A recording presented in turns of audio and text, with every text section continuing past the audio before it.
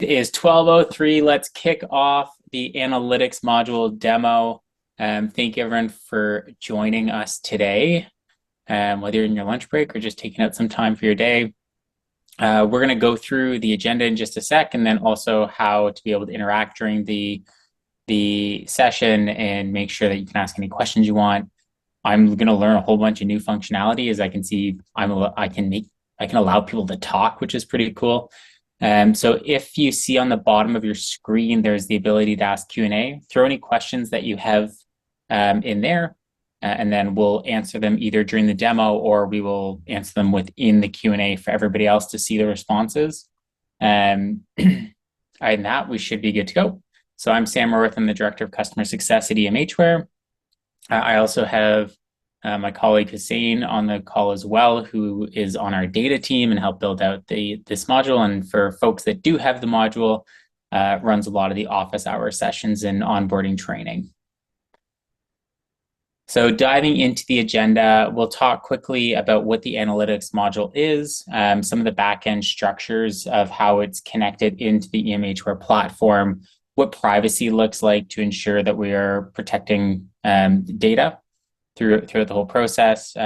Quick overview of what some of the sample documentation looks like to help enable folks to be able to build their own dashboards. We'll jump into a demo and then a Q&A session. And then at the end, we'll throw up the schedule for what additional module demos we have scheduled for over the next couple of weeks. And I'll throw another one in there that isn't scheduled yet, but some folks on this call will be interested to know the week that we're going to be doing a specific integration demo. So the EMHware Analytics module, it is a visualization tool. So very similar to Power BI. It's the Amazon version of that. For those that don't know, and you'll see in the next slide, we're trying to stay within the Amazon ecosystem. It gives us a lot of control over where the data goes. So this gives you the ability to have direct table access to all of your data. So we bring it over in near real time. You'll be able to merge tables, create data sets, and then create visualizations on those data sets. And there's a lot of flexibility on the back end that Hussein will show you. And then we'll show you some of the stuff that comes out of the box with the module, and then a couple of things that are nearing the end of completion, but just to give you a quick view into some of the stuff coming down the pipe and how those types of functionalities get rolled out when you do have the module. And we'll also talk a little bit high level over what this module is going to look like in the future, on trying to make sure that everybody has access to their data, whether or not they have the more advanced module, which is what we're showing you today, or if they use a future light version that we're looking to include in the base package. So looking at the back end architecture of this, every single EMHware site is its own server. So everybody is fully separated from each other. We have a one-to-one kind of view of your database, and then you have your site. So within your database, it's a MySQL database. It's within your Amazon EC2 instance. We're using a partner called Fivetran to transit the data from your server directly into Amazon Redshift, which is the data warehouse. When we're moving the data through Fivetran, it transits through Montreal. It never leaves the country in transit or in rest. When the data gets moved into Redshift, so that's where it stays stored and that's where we're updating it regularly, and that's also stored in Canada. So all of your data through rest, through in transit, both what it's just within the site and also within any of the analytics functionality, it's all going to be in Canada. And then we've bolted on Amazon QuickSight as the visualization tool on top of the data warehouse. Where we get some benefits of using Amazon Redshift that we're exploring right now is all of their pre-built APIs. So to be able to connect into other systems. So whether or not that's importing additional data or using a different visualization tool to access the database. On to the privacy side. So within Redshift, which is the data warehouse, there is a significant amount of control and privacy. So the module is going to allow you to have row level privacy. So that's different elements, different kind of clients. So if you're looking across, and then also column level privacy. So that would be any of the individual data elements within a row. So if you're thinking you don't want someone to see Hussein's record, you can completely disallow them to see Hussein's record. But if you want them to see Hussein's record, but not his first name and last name, you can also do that. So you can have it all the way down that somebody logging in could only see one single field for one single client. That's all possible. What we tend to do when we are onboarding folks, there is a form that you fill out that helps set the privacy for that specific user. So either a viewer, the person that's just going to interact with the dashboards, or the writer, the person that's going to do the building of the dashboards. So that will all get filled out. Typically, we don't share first name, last name. It is in the data warehouse, but for most analyses, you don't actually need it. So we prefer to just share the client ID. And then if folks need to see exactly who that client is, they can put that client ID and type it into EMHware and utilize their existing EMHware permissions before they get surfaced any additional data. So I'm going to move on, but I do want to check if there's any questions on either the architecture piece or on the privacy piece before I jump into some documentation. The awkward time when you have your camera just in front of the activity bar. So I don't see any questions coming in. If you do have questions, I can always move back. We can go back and to look at some of the privacy stuff. Essentially, it will meet your needs regardless of what your needs are. It does come down to some of the a bit on the writer if they're going to share certain things. So they can always share over and above if you want to give viewers more open privileges. Cool. So looking at the table documentation, there's a lot of data in EMHware. As people know, there's a ton of case data, there's a ton of different demographics. There's a lot of information in there to make sure that you have an understanding of where to find things and find the things you're looking for. We do have quite a robust knowledge base built out right now in Zendesk. And this is some of the sample documentation from that. So you can see it might get a little confusing if you're looking through the data schema and you're like, okay, I see a client underscore ID and I see an ID. Which one's which? So if you're looking and trying to be like, oh, I want people to be able to search a client ID that they have in the client record, you're actually looking for the ID rather than the client underscore ID. So this documentation is there to help with that and help you be more efficient in determining how you're going to build your measures and join your tables.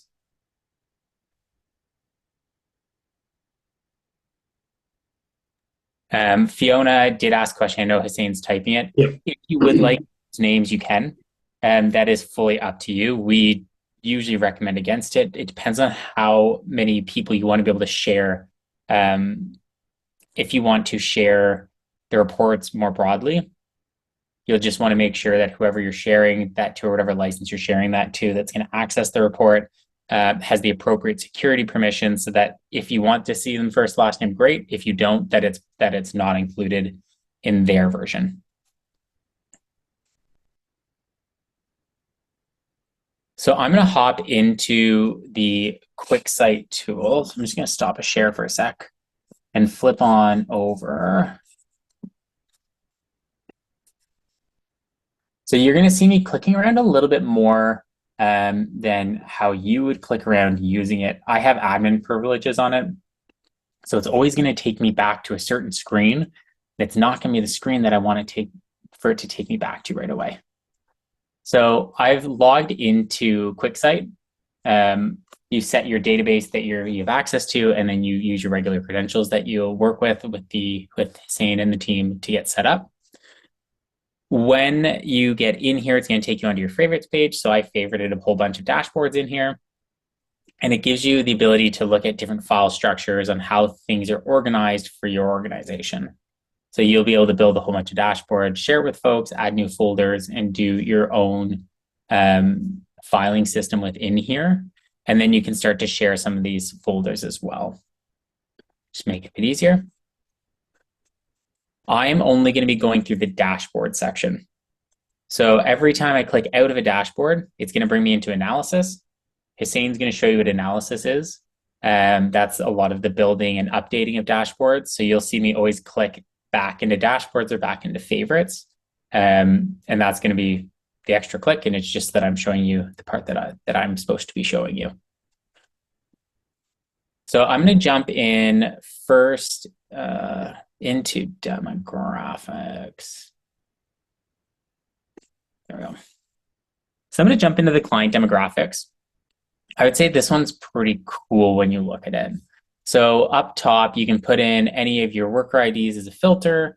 You can have this set as the actual worker name.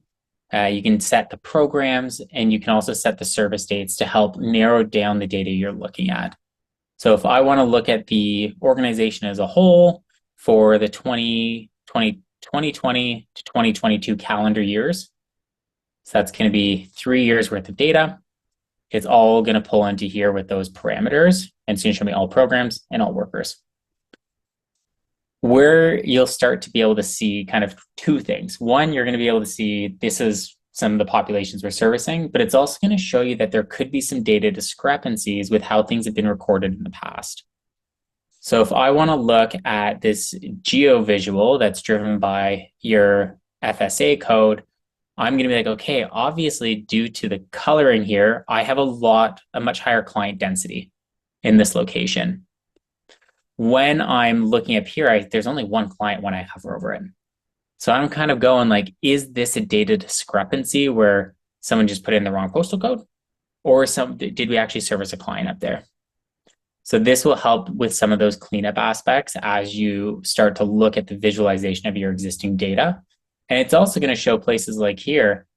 I would assume that there's probably people that English is not their preferred language that are receiving service. And this is a great opportunity to start to show your team the impact of being able to fill out some of those non-mandatory fields. Another great opportunity is starting to look at the Indigenous status and then looking at things like age range. So you can see, obviously, this is a sample data set that's primarily child and youth. If I want to start to look at shrinking down what I'm looking at here, I can start to zoom in on these things.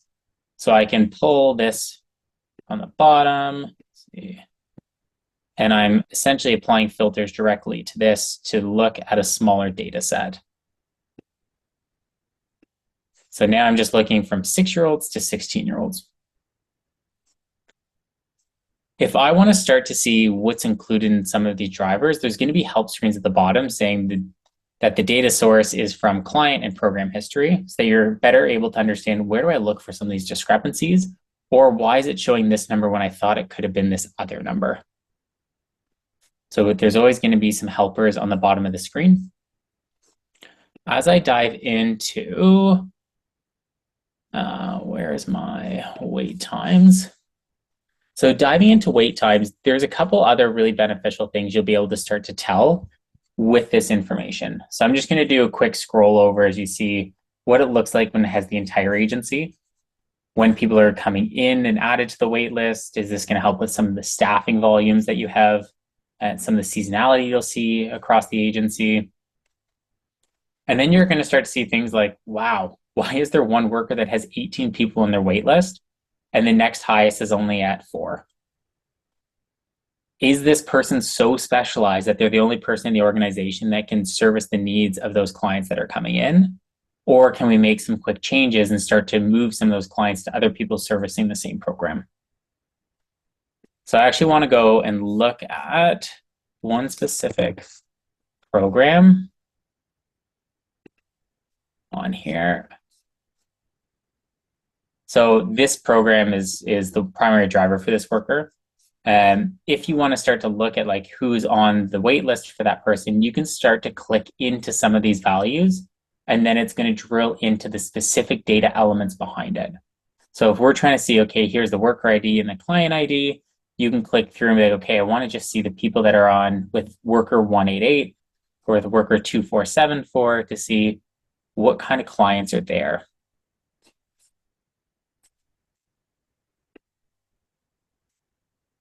So jumping into, let's do client contacts. Okay.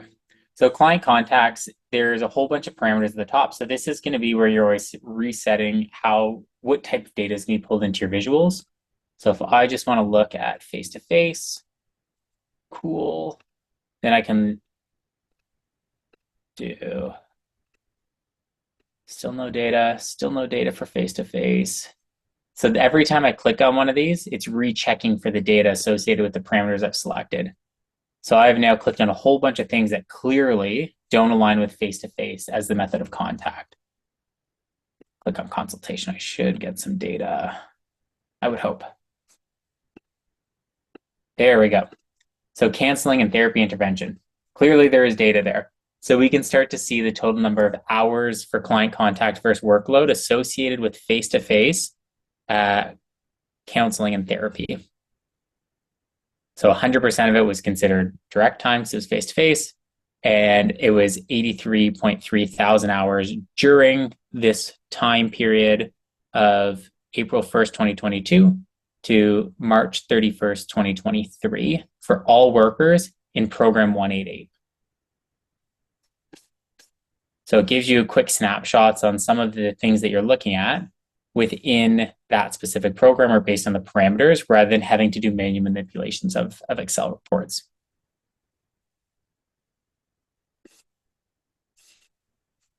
I'm good. There's a whole bunch of questions. So let's go through a couple of the questions.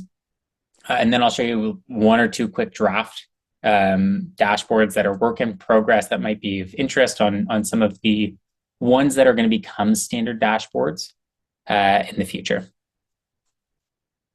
So they're looking at the ability to add present and absent field. When you have these dashboards, so Hussain's going to show you how some of the parameters work. With the writer license, you can then do those things. So with a writer license, you can essentially do anything you want with your data. You can utilize create new parameters, you can create new visuals, new data sets, any of that stuff is fully at your fingertips. So Hussain will show that stuff. He's the expert in there. I'm the expert at talking to pretty pictures. And is there a case data form dashboard that can be shared for our quick site so we can modify it without starting from scratch? So that was a question from Fiona, just what are the opportunities to have starting points? So you're not always starting from scratch. Great opportunity to utilize office hours. So we run office hours every week. It's literally drop in, ask any questions you got. Usually the team's going to do some work for you to help you get you there, or they're going to be able to really point you in the right direction.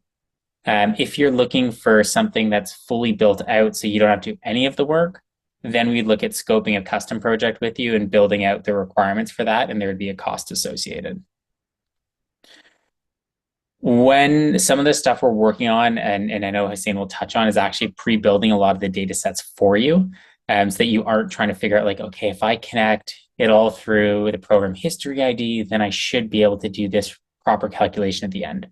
So that's where this starts to get more complex, is on the data set piece and trying to figure out in your head what needs to be layered together to get me the outcome I'm looking for. And that's based on some of the feedback we've gotten. So we are working on helping folks to be able to have more pre-built data sets to build the visualizations off of. And let me just look at who's in the call. So I'm going to pull up a dashboard we've been working on that's specific to CYMH organizations. So this data here is all based on the CYMH BI submissions. So eventually what we're looking to do is be able to give lead agencies the ability to look across their entire service area and start to do some of the analysis and then filter down based on each CSP to determine, are there data integrity issues off the bat so that they can be dealt with throughout the quarter rather than just during the submission window. And then giving the ability for core service providers to be able to view their specific data throughout the quarter as well, so that they're not kind of shocked if there's errors at the end of the quarter. When we're looking at the refresh currently is set at 24 hours. It can be as fast as every 5 minutes. That's just stuff we're working on testing. So if people want to try it every 5 minutes for data refresh, super cool, let's try it. We just want to monitor any system issues if there is any taxing of the existing server that the platform's on with workers utilizing it.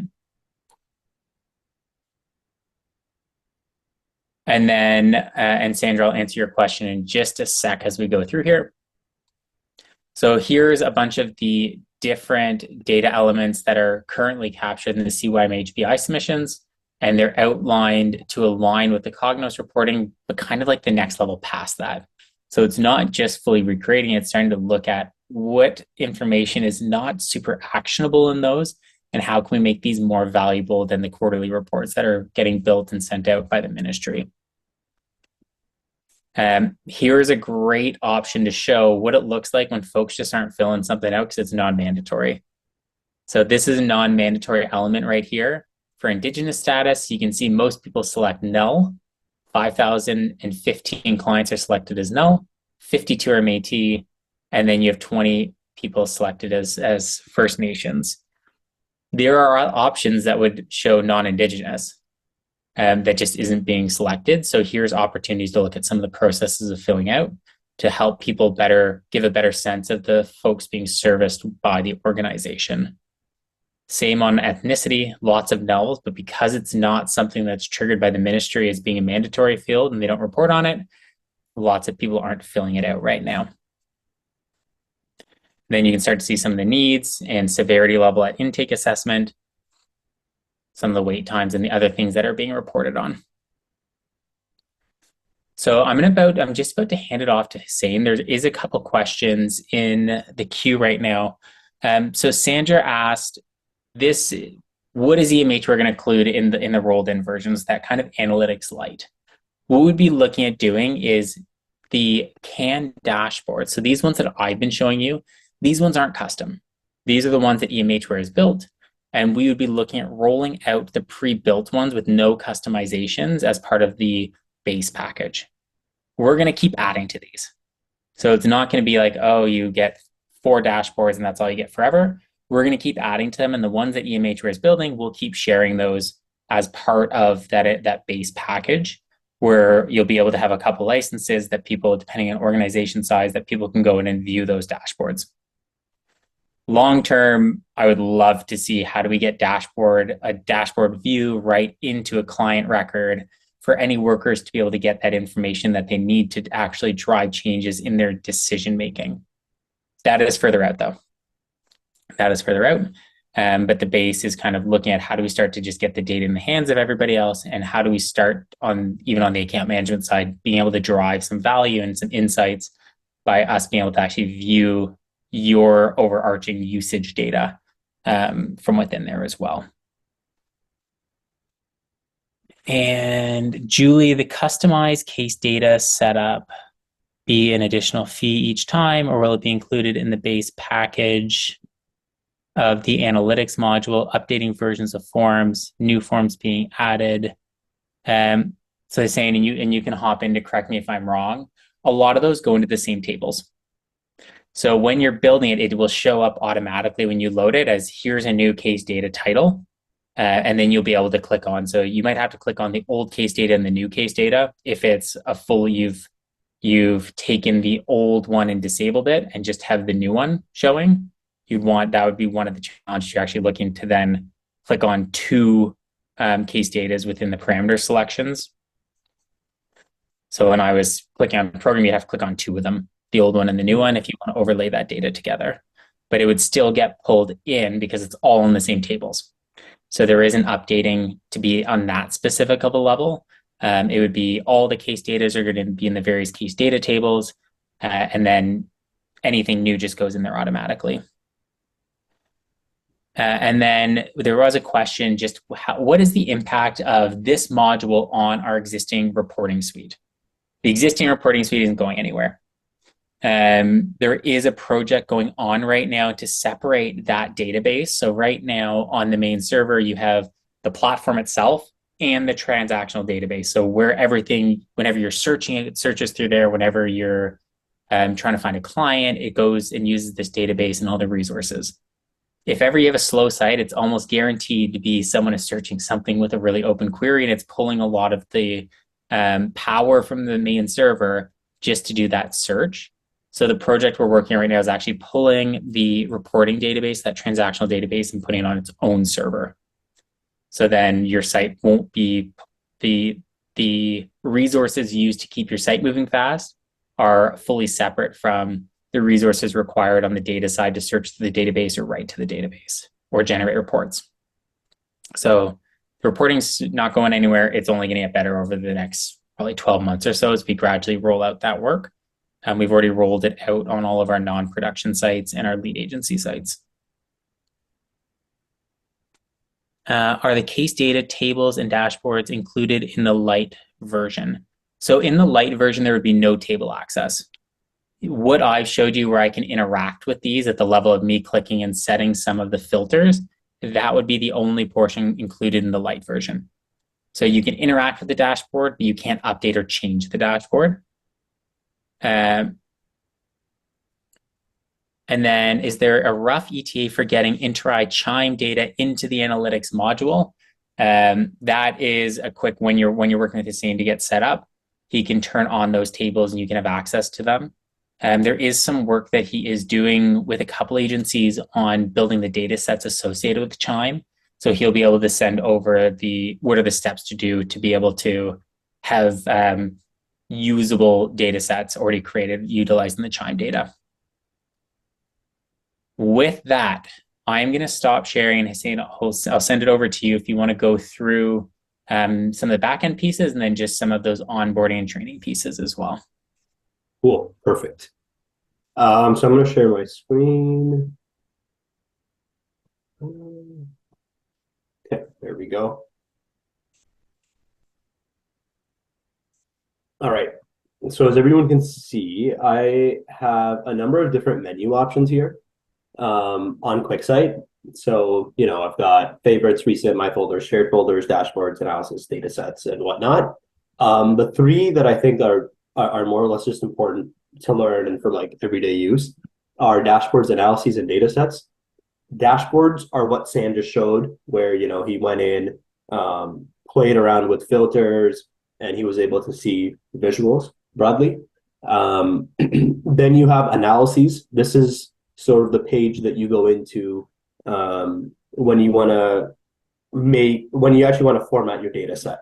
So if you think of it as PowerPoint, this is sort of like the editor page where you're adding, titles, where you're making your graphs and adding your bullet points and all that. It's sort of like that, where you're actually creating visuals.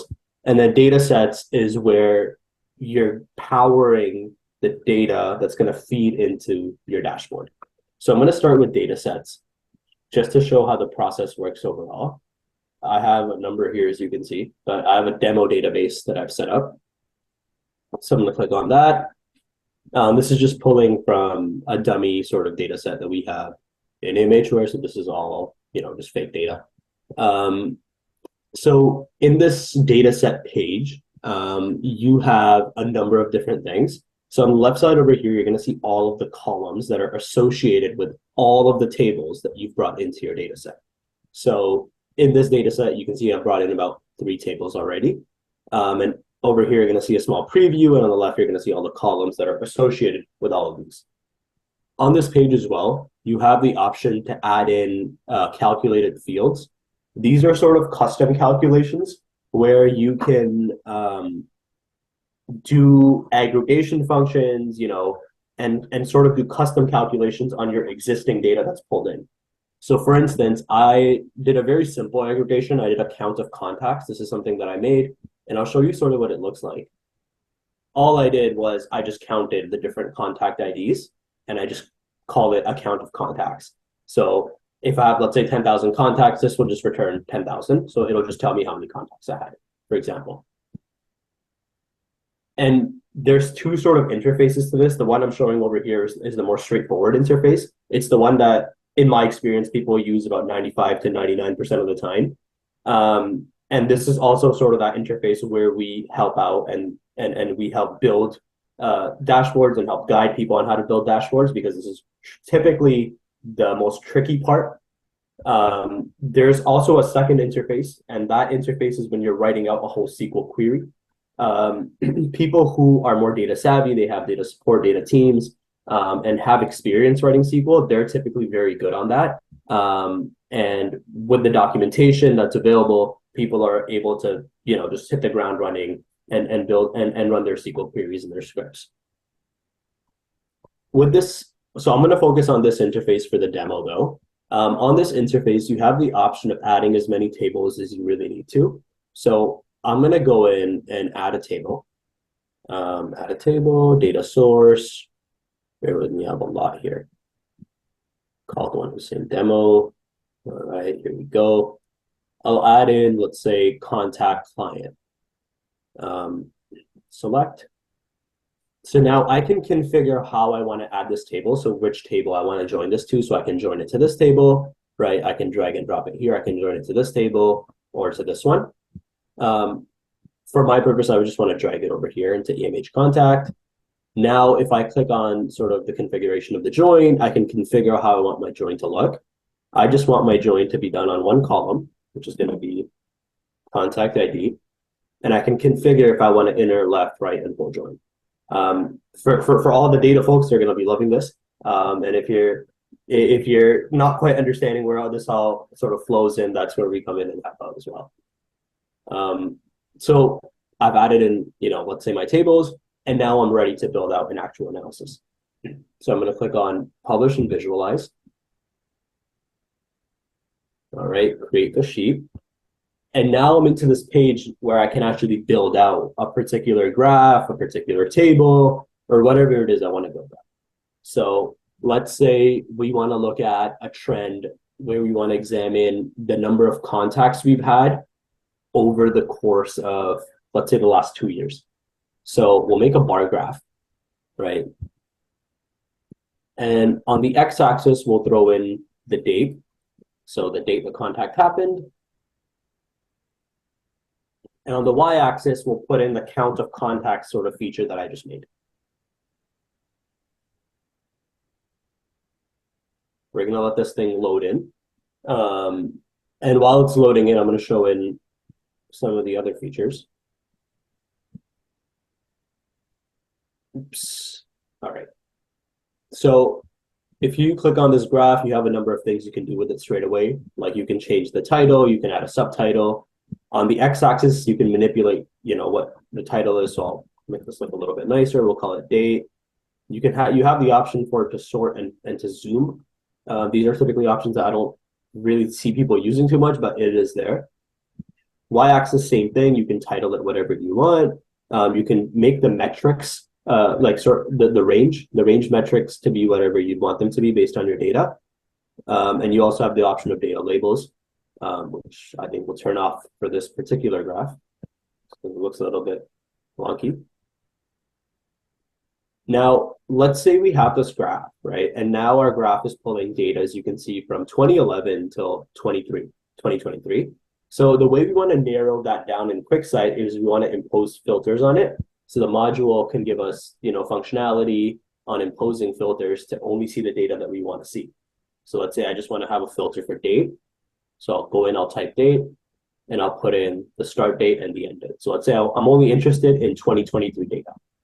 So January the 1st till the end date, which is, we'll say, December the 31st. Okay, and now we apply it. And once the filter sort of does its thing, you're going to see that you're only going to be seeing 2023 data. And most of this platform sort of operates in that particular way, where once you build out a dashboard, what you have to do after that is really just impose some filters, and then you can narrow down the data to however you want it. It operates in somewhat of a similar mechanism to EMHware reports, where really it's just the parameters and the filters that you select are what stipulate the data outcomes that you're going to see. So as you can see here, we've got all the 2023 data. This is, I think, breaking it down by week. But let's say we just want to look at the aggregate data over the course of a month. So QuickSight offers the functionality to aggregate data. So let's say with dates, right, we're seeing it on January the 3rd, January the 10th, the 16th, the 25th, and so on. But let's say we just want to see it on a monthly basis. So I'm going to go over here, click on aggregate, and I'm going to click on month. And now this data will be aggregated for the month. And I can do the same thing on the value side where I can start pulling in, because this is a custom measure, it's going to do the aggregation for me. But if it isn't a custom measure, I can pull in other sort of aggregations, things like averages, standard deviation, variances, percentiles, counts, sums, and all that sort of stuff. And I'll demo that as well. So I'm just going to duplicate this visual. And I am going to get rid of this.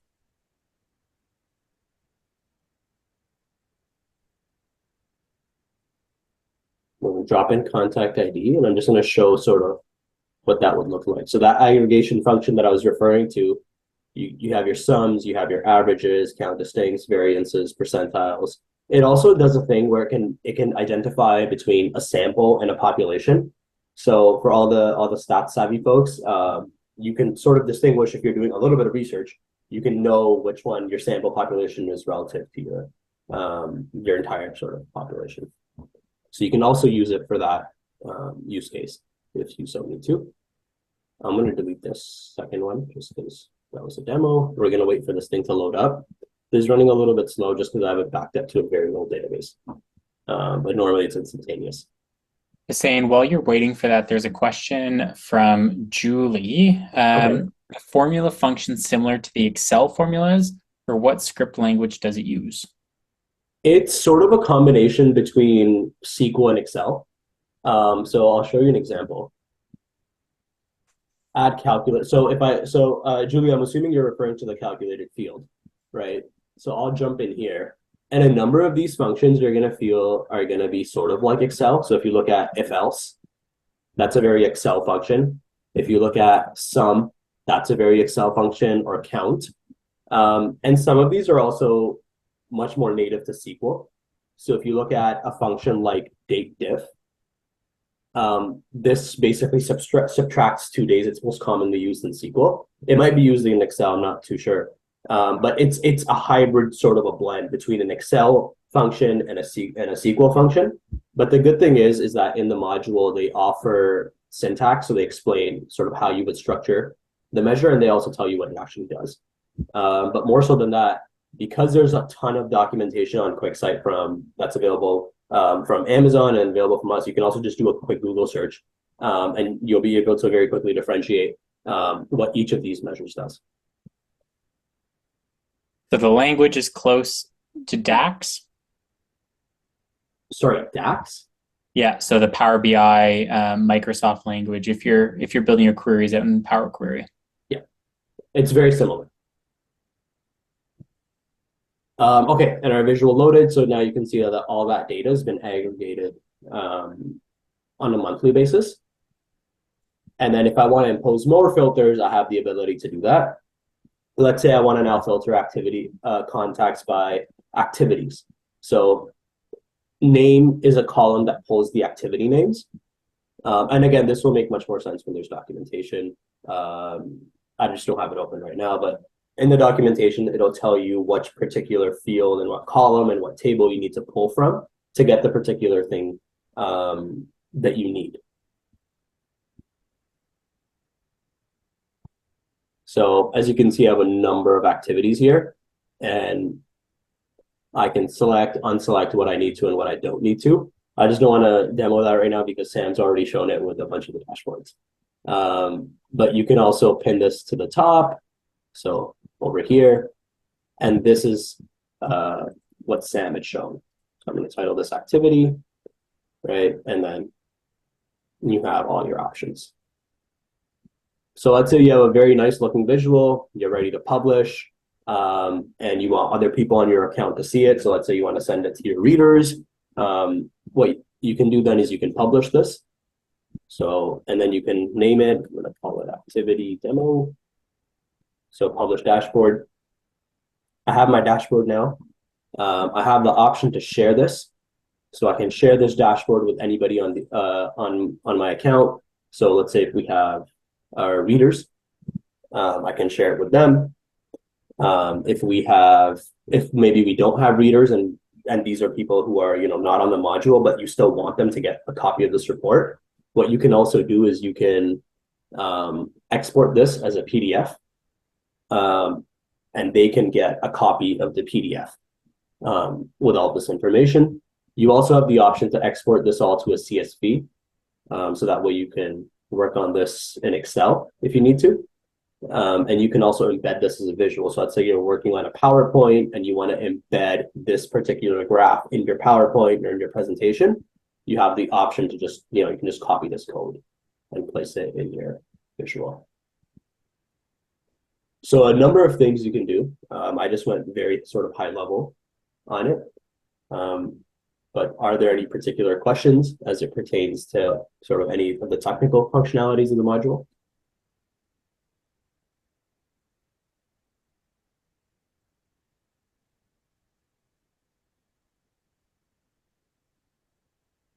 So we're up to date with questions. We'll keep picking up the questions as we go.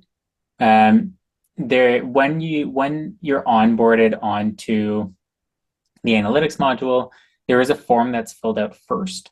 And that helps us with some of the configuration pieces for the specific user licenses and making sure people get added as users into the system.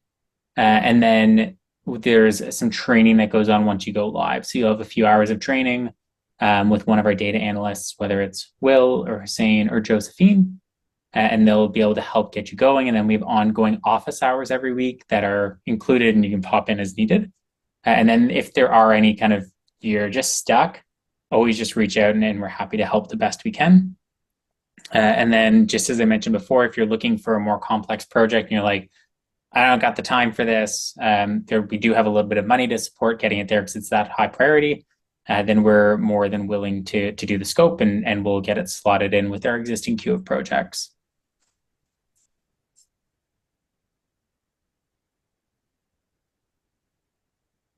There is a question, does this have the option to connect with SharePoint? There is an option to connect it with SharePoint. However, we haven't explored it yet to see what the actual impact of having that embedding into SharePoint is, and if that can be multiple connections or if it's like EMHware can have one connection. So that'd be something we want to explore prior to just opening the doors. The benefit of the way in the structure that we have for the analytics module is it's not technology that we've built. So it's all built by Amazon, which means it's incredibly robust. They're adding functionality. They have teams dedicated to that aren't our existing development teams. So we are building a lot of the content within the tool, but we aren't actually building the coding surrounding it. And there are a lot of existing manuals on how to get the most out of QuickSight. And then also lots of free training online on YouTube and all of those pieces if people are looking to help get unstuck. So it is a well-used product. There's lots of forums and communities to help support on that as well. Just going to share my screen again.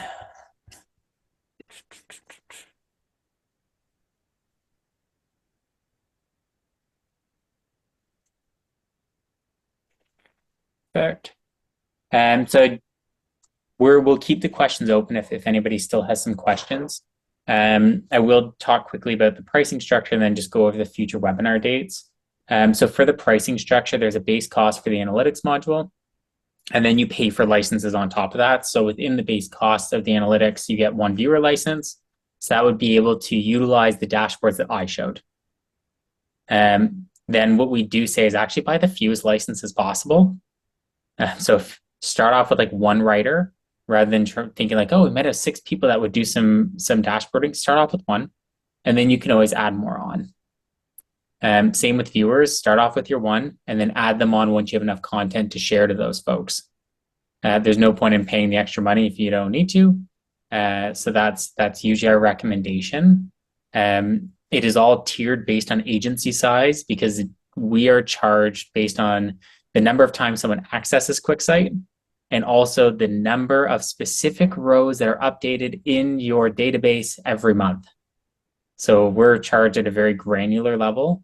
So it is based on agency size and the total number of regular EMHware licenses that you have. And then that feeds into our calculations for how much we need to charge to make sure that we're covering our expenses on that front. When we look at future webinars, There are quite a few that are still set up, and then I'll also quick give the high level on the one that isn't on here, but that's exciting. So there is the clinical demos that are happening on the 11th. So that's going to be the OCAN, the prescription writer, the CHA assessments, and they'll probably talk about the medication activity record. On the 13th, we're doing client pathing, so task management, target tracking, goal planning. On the 14th, this is a cool one for everyone to check out. It's appointment reminders and client portal and consent module. It doesn't sound as cool, but we are rolling in this year the client portal and the appointment reminders into the base package. So this is something that everyone will have access to as we start going through renewals. So it's a great one just to kind of check it out and get a lay of the land. It's an opt-in if you want it. It's not just going to be turned on for everybody. As we look at integrations, there were a number of integrations that went live last year. So we'll be talking about Greenspace and Ocean primarily. If there are people that are interested in iCarol, that was also one that went live. There is going to be another date that pops up specific to child and youth agencies. The one-stop talk integration has just gone through final testing. So we'll be doing demos of that the week of March 18th. So that will be, not everyone's going to get that email. We'll work with Tricia and the PEG group on that.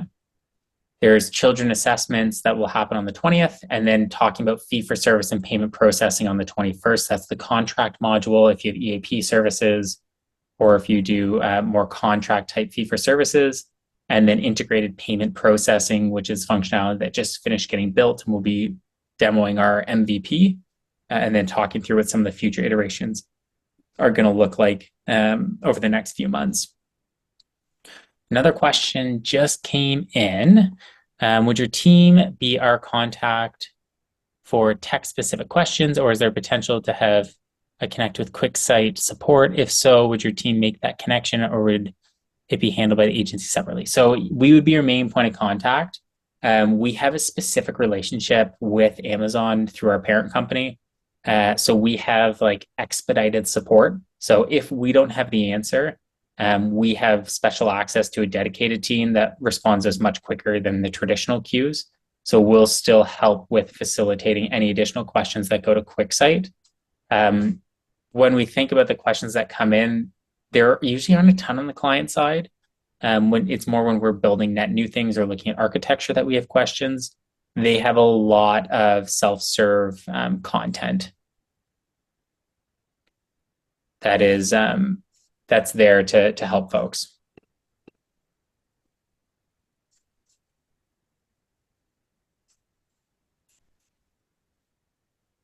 Let me just mark that questions. Oh, perfect. Yeah. So anything else on your end, Hussein? Not really on my end. I think in terms of data, we did go over a decent bit. But office hours is just something I'd like to stress on everyone.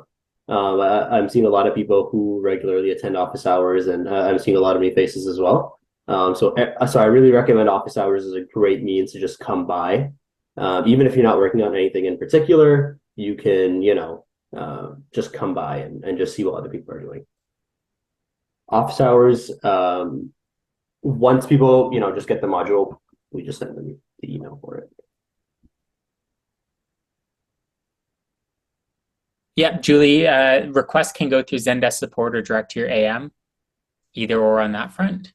I'd say, yeah, normal channels, it all gets funneled and allocated to the same group of folks, regardless of how it comes into the teams. There's no hiding from the questions, as much as some people try. Hussein's not one of the people that hides from the questions, by the way. That depends. Depends on the question. Perfect. So we'll stay on for probably 2 or 3 more minutes in case anyone has any questions that pop up.